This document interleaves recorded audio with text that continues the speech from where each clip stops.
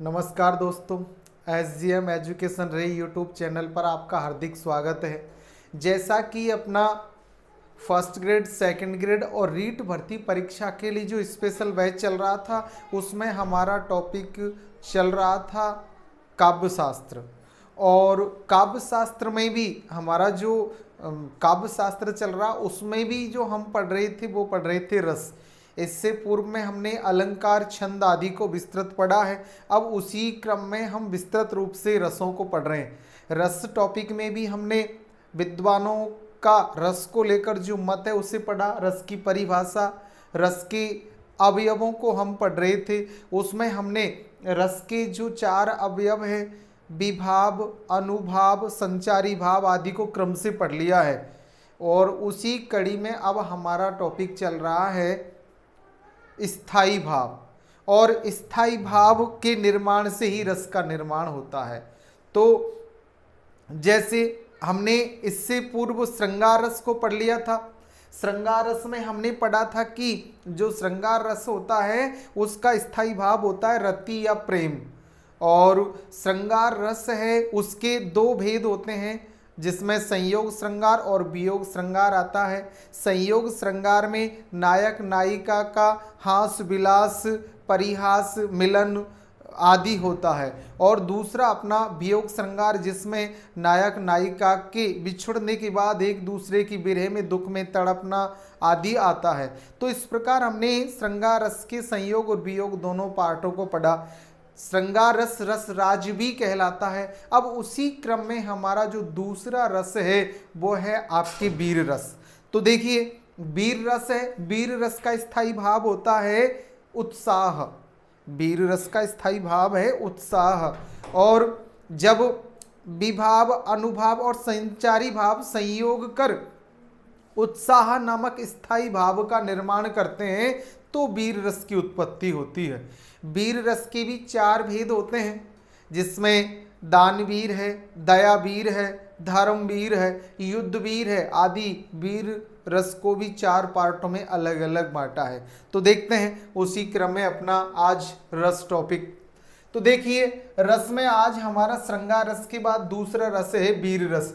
वीर रस का जो स्थायी भाव होता है, वीर रस का स्थायी भाव है वो है हमारा उत्साह। सुहृदय सामाजिकों के हृदय में, यानी कि अच्छे हृदय वाले जो सामाजिक प्राणी होते हैं, उनके हृदय में वासना रूप में विद्यमान उत्साह, स्थायी भाव काव्य आदि में वर्णित विभाव, अनुभाव और संचारी भावों के संयोग से उद्बुद्ध होकर रस अवस्था में पहुंचकर आस्वाद योग्य बन जाते हैं। और वो आस्वाद योग्य बन जाना ही क्या कहलाता है? वीर रस। कहने का भाव वही है, उस जैसे विभाव, अनुभाव और संचारी भाव संयोग कर उत्साह नामक स्थायी भाव का निर्माण करते हैं तो वहां वीर रस की उत्पत्ति होती है। जैसे सुहृद सामाजिकों के हृदय में वासना रूप से हमेशा कौन सा स्थायी भाव रहता है? हमारे उत्साह।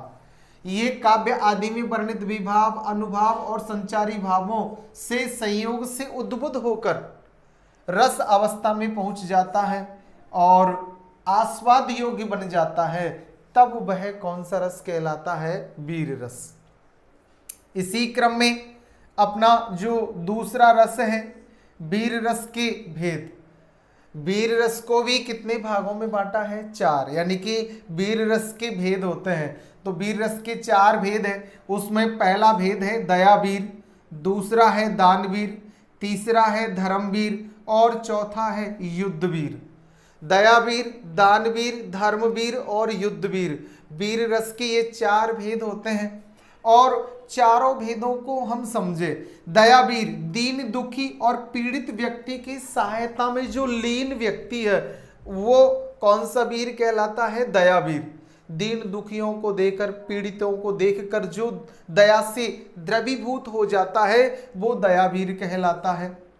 दूसरा दानवीर, समृद्ध व वैभवशाली व्यक्ति द्वारा निर्धन और याचकों की स्थिति को देखकर वो उन्हें धन दान करता है, वो दानवीर कहलाता है। इसी कड़ी में धर्मवीर, बैरागी व्यक्ति के द्वारा घर बार त्याग देना, बैरागी जो व्यक्ति है उसके द्वारा घर बार आदि का त्याग करना ही धर्मवीर कहलाता है। यानी कि धर्म की रक्षा के लिए, धर्म की खातिर जो अपने घर बार आदि का क्या कर देता है, त्याग, वो आपकी धर्मवीर होता है। और इसी क्रम में युद्धवीर, यानी कि देश समाज और धर्म के खातिर युद्ध में लड़ना और मरना आदि युद्धवीर का कार्य होता है। देश की रक्षा के लिए, समाज और धर्म की रक्षा के लिए जो युद्ध में लड़ता है, खपता है, मरता है, वो कहलाता है युद्धवीर। तो देखिए हम चारों के कुछ उदाहरण देख लेते हैं। दयावीर देखें, नीर पीबन हेतु गयो सिंधु किनारा रे, सिंधु बीच बसत ग्राह चरण धर पछाड़ा रे, द्वारिका में शब्द गयो सूर भयो भारी, शंख चक्र गदा पदम गरुड़ छोड़ धायो रे।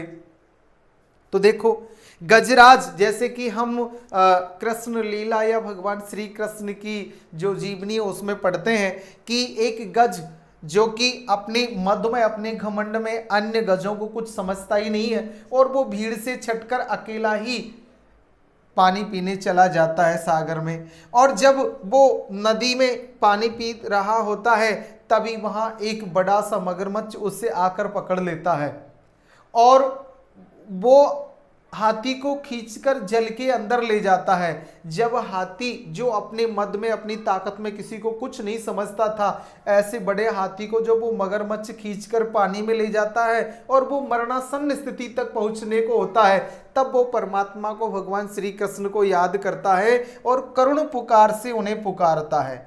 जैसे ही भगवान द्वारिका में उस हाथी की उस करुण पुकार को सुनते हैं तो नीर पीवन हेतु, पानी पीने के लिए गया सिंधु किनारा, जैसे ही सागर के किनारे वो हाथी गया, सिंधु बीच बसत ग्राह चरण धर पछाड़ा रे, और उस सागर के मध्य एक ग्राह यानी मगरमच्छ बसता था, उसने उस हाथी के पैरों को पकड़कर उसे पानी में पटक दिया। द्वारिका में शब्द गयो शोर भयो भारी, जैसे ही वो हाथी चीख पुकार करने लगा और उसकी तिल भर सूंड जल ऊपर रही तो उसने भगवान श्री कृष्ण को पुकारा। जैसे ही प्रभु ने उसकी करुण पुकार सुनी, शंख चक्र गदा पदम गरुड़ आदि सभी को छोड़कर भगवान उसे बचाने के लिए जल्दी से वहां आते हैं। तो ये प्रभु की दया थी। तो यहाँ कौन से वीर का भाव है? दयावीर। दीन दुखियों की अवस्था को देखकर सहन नहीं कर पाए और उनकी रक्षा के लिए दौड़ पड़े, वो दयावीर है। यहाँ इसमें विभाव, आलंबन विभाव और उद्दीपन विभाव में, आलंबन में आश्रय और विषय दोनों हो जाएंगे। तो आश्रय श्री कृष्ण जिनके हृदय में भाव उत्पन्न हुए सुनकर गज की पुकार, और विषय गज की हालत आदि हाथी हो जाएगा। उद्दीपन गज की दीन दुखी अवस्था या विनय युक्त वाणी उद्दीपन का कार्य करती है। अनुभाव कायिक अनुभाव है, प्रभु दौड़कर आते हैं वहां अपने शंख चक्र आदि सभी को छोड़कर। संचारी भाव चिंता चपलता आदि इसके संचारी भाव होते हैं। प्रभु को चिंता है कि कहीं मेरे से पहुंचने से पहले उस हाथी की जान ने निकल जाए। और स्थायी भाव वीर रस का होता है उत्साह। इस प्रकार हमने देखा कि दया वीर के इस उदाहरण में विभाव, अनुभव, संचारी भाव और स्थायी भाव। अब उसी क्रम में दानवीर का जो उदाहरण है वो देखिए। देख दधीची ने संपत्ति सुमेर की कुबेर की जो परवे नहीं ताही, संपत्ति सुमेर की कुबेर की जो परवे ताही, तुरंत लुटावत विलंब कर धारेना। कहे पद्माकर सो हम है हाथिन के, हल्के हलाकार के बितर बिचारे ना। तो यहाँ एक महीपति, एक राजा की स्थिति का वर्णन किया है कवि ने कि वो दान दाते स्वभाव का राजा है। संपत्ति सुमेर की, सुमेरु अर्थात जो इंद्र की या कुबेर की भी उसे मिल जाए तो उसकी भी उसे कोई परवाह नहीं है। तुरंत ही बिना विलंब के वो दीन दुखियों में उसे बांट देता है। कहे पद्माकर सो हम है हाथिन के, पद्माकर कभी कहते हैं हाथी घोड़े की भी उसे कोई परवाह नहीं है। हल्के हलाकार के भीतर विचारे ना, उन्हें भी वो तनिक बिना विचार के दीन दुखियों में वितरित कर देता है, बांट देता है, दान दे देता है। ऐसे राजा का वर्णन यहाँ किया है। तो यहाँ पहले में हमने दयावीर की स्थिति देखी और यहाँ दानवीर यानी कि ऐसे दानवीर कर्ण जैसे व्यक्ति का वर्णन यहाँ किया है। तो यहाँ हमने दानवीर की स्थिति देखी, इसके भी वही विभाव, अनुभाव, संचारी भाव और स्थायी भाव आदि को समझा। अब उसी क्रम में अपने तीसरा जो उदाहरण है वो है आपके धर्मवीर का। देख दधीची ने गाय से चटकार के अंग, जांग अस्थि दी आस आप स्वर्ग को सिधारा है। शिबी ने कपोत हित मांस तन से काट दिया, मोर ध्वज ने देह ऊपर आप खींचा आ रहा है। किसकी खातिर? धर्म रक्षा की खातिर। तो यहाँ धर्मवीर का उदाहरण है इसमें। जैसे दधीची ऋषि जब देवासुर संग्राम में युद्ध करते हुए इंद्र का अस्त्र जो वज्र है वो नष्ट हो गया, तो उसे युद्ध में हारता हुआ देखकर उसे सुझाया कि दधीची ऋषि ने तप करके अपने शरीर की अस्थियों को वज्र जैसा मजबूत कर लिया है। अगर वो स्वेच्छा से आपको अपनी अस्थियां दान दे तो आपका दोबारा वज्र बन जाएगा।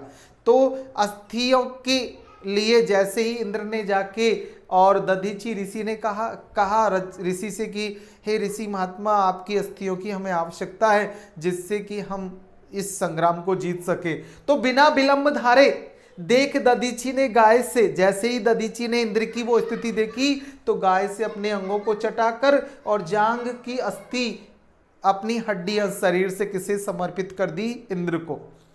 ऐसे ही धर्म रक्षा के लिए शिबी ने एक कबूतर की रक्षा के लिए, जैसे एक कबूतर उड़ता हुआ शिबी राजा के पास आता है, उनकी दान वीरता को धर्म रक्षा को या न्याय प्रियता को सुनकर इंद्र और अग्निदेव शिबी राजा की परीक्षा लेना चाहते हैं। इंद्र तो बनता है बाज और अग्निदेव बनता है कबूतर, और कबूतर को खाने के लिए बाज झपट्टा मारता है और वो उड़ता हुआ शिबी के पास आ जाता है और कहता है कि हे महाराज मेरी रक्षा करो। उधर जैसे ही बाज आता है तो वो भी कहता है कि महाराज मेरी रक्षा करो। दोनों की ऐसी पुकार सुनकर महाराज शिबी दुविधा में पड़ जाते और पूछते कि मैं आप दोनों की रक्षा कैसे कर सकता हूँ, आप में से एक की रक्षा ही मेरे से हो सकती है। तो कबूतर कहता है कि हे प्रभु, अगर इसने मुझे खा लिया तो मैं मर जाऊंगा, और इधर बाज कहता है कि प्रभु मैंने इसे नहीं खाया तो भूख से मैं मर जाऊंगा। तो उनकी जो समस्या उसके समाधान के लिए कबूतर के वजन के बराबर शिबी अपने शरीर से काट काट कर मांस उस बाज को देते हैं कि आप खाकर अपनी भूख मिटा लो, जिससे इस कबूतर की भी रक्षा हो जाएगी और आपके प्राण भी बच जाएंगे। तो ऐसी स्थिति में शिबी ने कपोत हित मांस तन से काट दिया और राजा मोरध्वज ने भी सत्य की रक्षा के लिए अपने पुत्र को, यानी कि आए हुए इंद्र और अर्जुन दोनों की जो उनकी परीक्षा लेने आए थे उनको भोजन आदि खिलाने के लिए अपने पुत्र को ही काटकर, जैसे कि वो अपने साथ शेर लेकर आए और उन्होंने कहा कि हम आपके घर भोजन तब कर सकते हैं जब पहले हमारे शेर को भोजन दिया जाए, और शेर को भोजन भी आपके पुत्र का होगा। तो महाराज मोरध्वज अपने आरे से अपने पुत्र को दोनों पति पत्नी काटकर चीरकर और उस शेर को डाल देते हैं धर्म रक्षा के लिए। तो धर्मवीर का यहाँ उदाहरण एग्जाम्पल दिया है कि देख दधीची ने गाय से चटकार के अंग, जांग अस्थि दी आप स्वर्ग को सिधारे हैं। शिबी ने कपोत हित मांस तन से काट दिया, मोरध्वज ने देह ऊपर आप खींचा आ रहा है। अपने हाथों से अपने पुत्र की देह के ऊपर आरे से उसे काटकर और उस शेर को डाल दिया। तो ये स्थिति किसकी हो सकती है? धर्मवीर, जो धर्म की रक्षा के लिए अपने पराये का कोई भेद नहीं करता है। तो इसका विभाव आलम्बन और उद्दीपन में आलम्बन आश्रय दधीची ऋषि या आपके राजा शिबी या मोरध्वज आदि हो जाएंगे, और विषय इंद्र की करुण स्थिति, या यूं कह सकते हैं जैसे यहाँ इंद्र की करुण हालत देखी दधीची ऋषि ने, इधर शिबी ने कबूतर की स्थिति को समझा, उधर मोरध्वज ने वहाँ शेर आदि की स्थिति को समझा, तो ये इनका विषय हो जाएगा। उद्दीपन विभाव, जिसमें हमने देखा कि उनकी जो हालत है, उनकी स्थिति है, वहाँ जस्ट उस समय उसका उद्दीपन हो जाएगा। संचारी भाव में गर्व, हर्ष, धृति, मति आदि आते हैं। अनुभाव कायिक अनुभाव है और स्थायी भाव उत्साह हो जाता है। इसी क्रम में हमारा जो चौथा वीर है वो है युद्ध वीर। तो यहाँ युद्ध वीर का उदाहरण देखिए। मेवाड़ केसरी देख रहा केवल रण का ने तमाशा था, वह दौड़ दौड़ रण करता था, वह मानो रक्त का प्यासा था। यहाँ मेवाड़ केसरी महाराणा प्रताप के लिए लिया है कि वो जैसे ही मानसिंह उनसे युद्ध करने आया तो वो केवल तमाशा देखते नहीं रहे, वो युद्ध भी लड़ते रहे, दौड़ दौड़ कर युद्ध करते मानो कि वो रक्त के प्यासे हो। ऐसे युद्ध वीर रण क्षेत्र में अपने उत्साह के साथ युद्ध लड़ते हैं, उसका वर्णन है। इसका विभाव में आलंबन विभाव होगा, आश्रय और विषय आश्रय राणा प्रताप और विषय मानसिंह शत्रु हो जाएगा। उद्दीपन युद्ध भूमि का दृश्य और शत्रु की ललकार आदि। अनुभाव कायिक अनुभाव दौड़कर युद्ध करना आदि। संचारी भाव गर्व उग्रता होगी और स्थायी भाव हो जाता है उत्साह। तो देखो इस प्रकार हमने आज अपना जो विषय अपना जो प्रकरण था वो था वीर रस।